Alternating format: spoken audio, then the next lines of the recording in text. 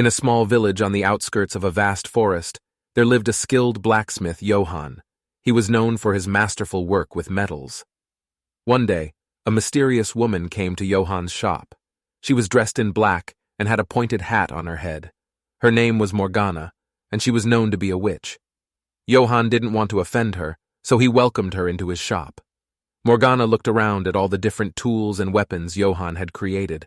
She was impressed with his work and asked him if he could create something for her. Johann hesitated for a moment, but then he asked her what she needed.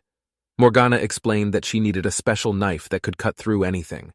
Johann was intrigued by the request and agreed to create the knife for her.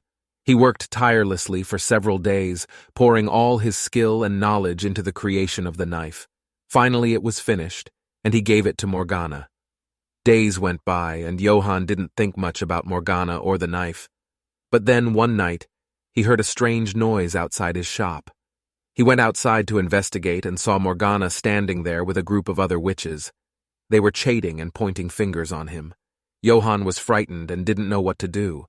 But then Morgana approached him and explained that the knife he had created was for a special ritual. She needed it to cut through an enchanted root that was causing harm to the forest. Johann was relieved and grateful that his work had been used for a good cause.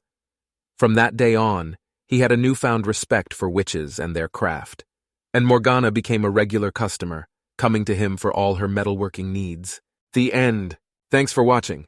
Don't forget to like and subscribe.